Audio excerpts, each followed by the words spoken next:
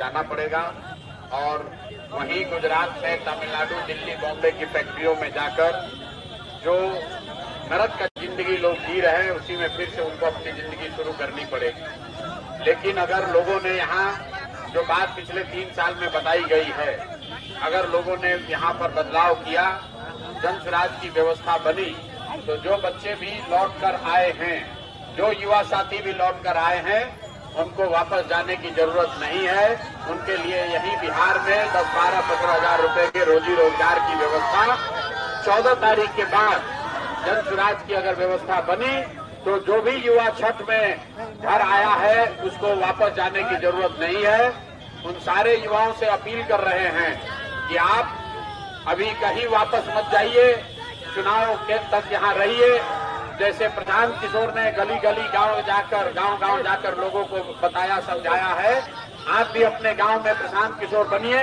अपने परिवार का, अपने दोस्त का, अपने गांव के सभी साथियों को बताइए कि इस बार बिहार में जाति पर नहीं, हिंदू मुसलमान बनकर नहीं, 5 किलो अनाज के लिए नहीं, 5-10 हजार रुपए के लिए नहीं, सिर्फ और सिर्फ पढ़ाई और रोजगार के लिए वोट पड़ना चाहिए, बदलाव के लिए वोट पड़ना चाहिए।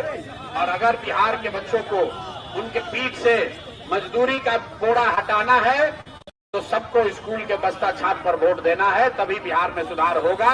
और अगर लोगों ने फिर गलती किया, फिर वही लालू के डर से नीतीश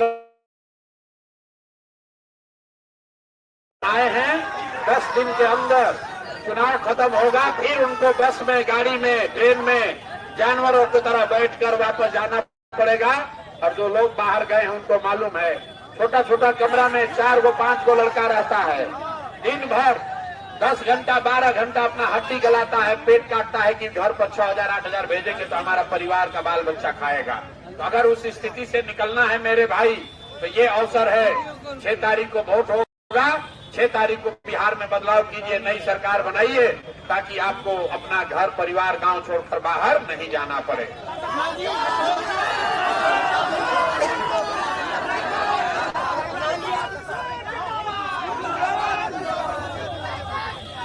योगी आदित्यनाथ ने अगर ऐसा कहा है कि बिहार में पलायन मुद्दा नहीं है, तो योगी आदित्यनाथ न बिहार आए हैं, न बिहार के लोगों का दर्द उनको समझ में आ रहा है।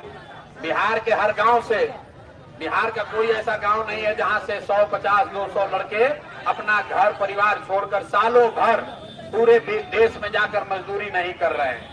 तो योगी आदित्यनाथ अगर कह रहे हैं कि बिहार से पलायन नहीं हो रहा है, तो बिहार का एक आदमी भी उससे सहमत नहीं होगा। योगी आदित्यनाथ खाली हिंदू मुसलमान उनको करना है। यूपी में तरक्की हो रहा है और बिहार हम लोग पीछे जा रहे हैं, तो लोग मजा ले रहा है।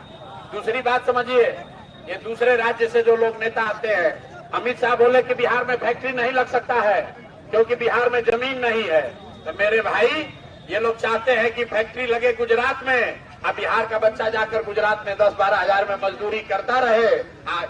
गुजरात का आदमी बनेगा फैक्ट्री, अब बिहार का बच्चा बनेगा फैक्ट्री में मजदूर।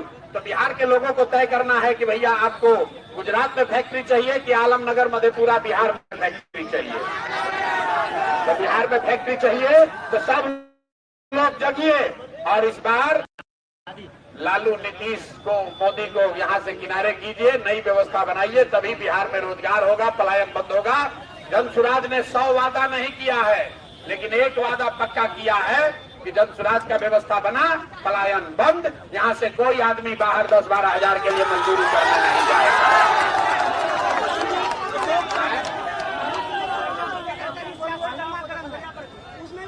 भाई, आप हिंदू हैं या मुस्लिम, अगर बिहार में रहते हैं तो क्या मुसलमानों के बच्चे बाहर मजदूरी करने नहीं जा रहे हैं? मुसलमान लोग को सुनिए, मुसलमानों को जब राशन कार्ड बना उनसे 2-2.5 हजार घूस नहीं लिया। तो जो जितना मुस्लिम पीड़ित है उतना हिंदू पीड़ित है। हम लोग हिंदू मुसलमान करके बाकी मत। बिहार में जो गरीब है वो सब आदमी परेशान है और वो परेशानी का जड़ है लालू, नीतीश। इनको हटाइए, नई व्यवस्था बनाइए, बदलाव जरूरी है। अगर रोटी को भी नहीं पलटिएगा तो रोटी भी जल जाएगा। यहाँ 25 वर्ष से एक नेता बैठा हुआ है, उसको हटाना है कि नहीं हटाना है? लोगों से पूछिए। सबको बदलाव चाहिए कि नहीं चाहिए भाई? बदलाव चाहिए ना?